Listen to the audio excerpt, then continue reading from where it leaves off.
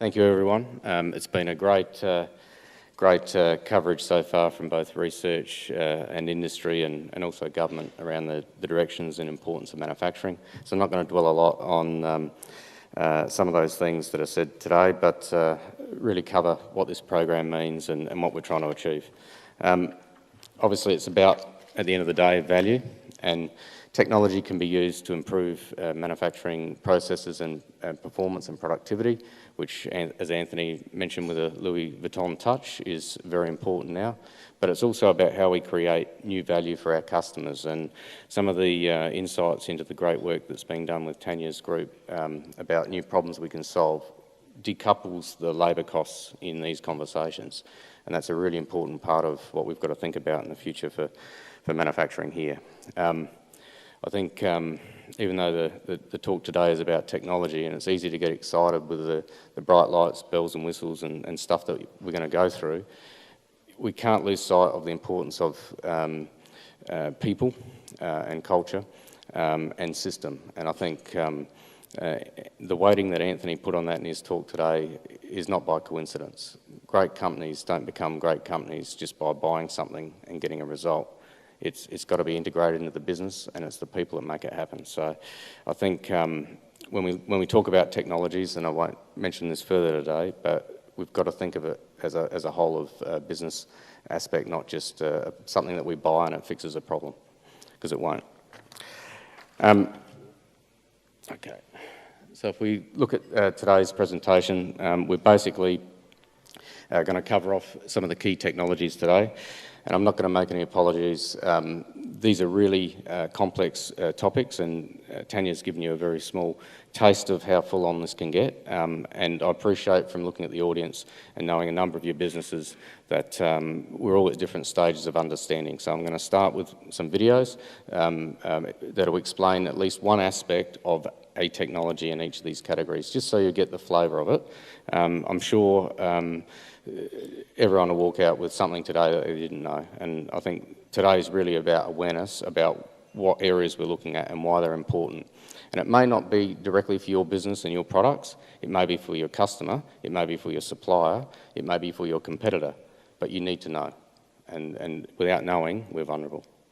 We're also going to touch on the research institutions and their capability, and I'll share some further insights with the work that's been done there, and we'll talk about the need for information and what we want to do with it moving forward.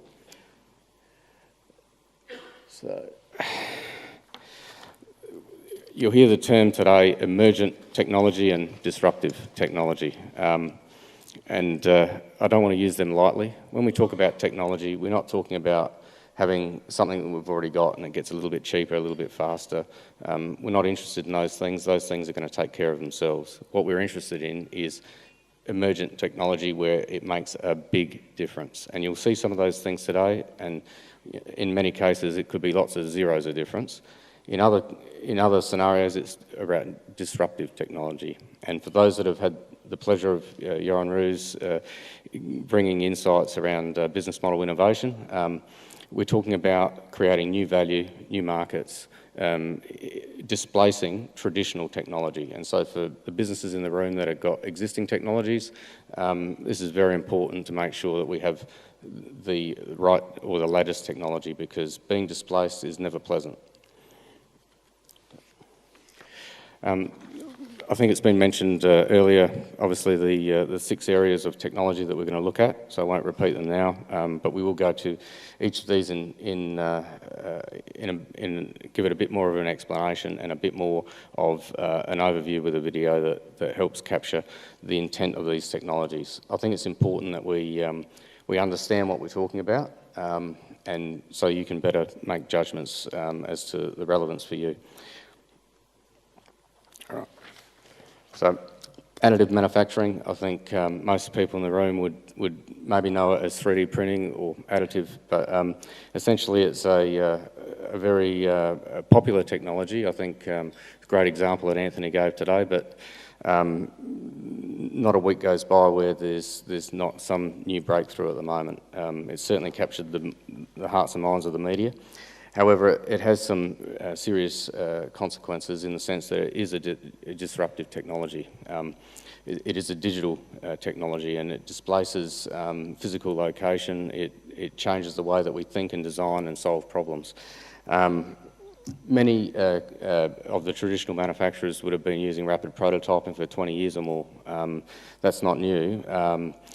However, we're now seeing certainly moulds, tooling and fixturing, and the example Anthony gave today was a good example of that type of application. But in jewellers, in many foundries now, they're all 3D printing their moulds. And if you used to be a pattern maker, I mean, you know, that job's no longer required. It's the reality.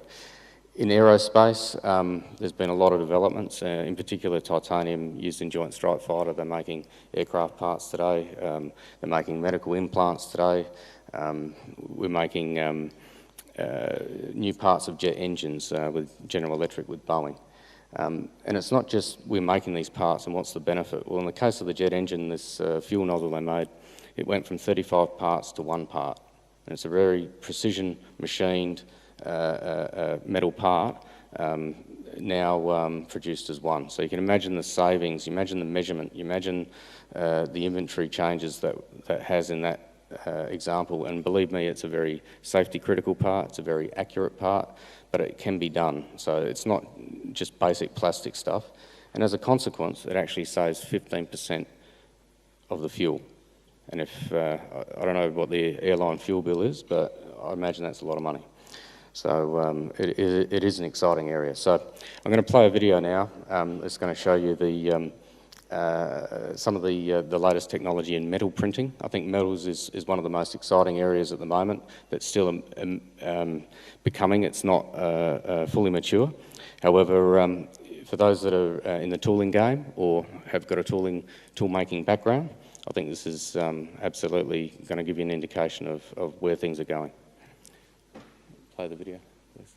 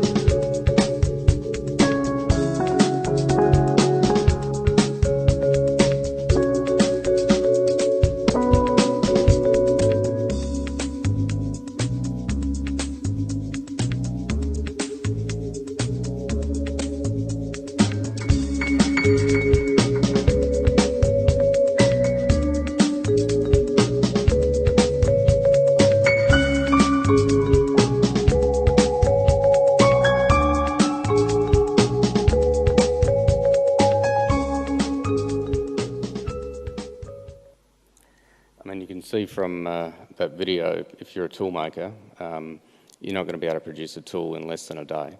But also, for those that are currently getting their tools made in China, because it's cheaper because of the labour cost, maybe it isn't anymore. And I think this is where, these are new disruptions. Speed to market is critical, and some of these applications are not just about cost. A lot of these products that you saw on the screen are actually not able to be produced any other way. And I think, in particular, the time becomes critical. If we compare it to a plastics part, so this is a typical injection moulding part, and it's a real production part out of Europe that would have been made in metal. It's made in a plastic as a soft tool, and it can only make about 2,000 parts as a consequence. But when you compare the two, we're talking about an incredible difference, 56 days down to less than 1 day in time. So if you're in the business of a competitive market, if you're trying to create rapid learning or rapid testing or just getting a product to market quicker, we know what those opportunities costs are, and they're far greater often than these things. But for SMEs in the room, we won't injection mould because it's very expensive to make the tool and get it made somewhere and so forth. This is now bringing low volume parts maybe into the mix that couldn't have been previously done. So it's certainly an area where there's going to be a lot of movement. And this doesn't just affect 3D printing, it's also the materials that are used with 3D printing, of which there's more than 140 now.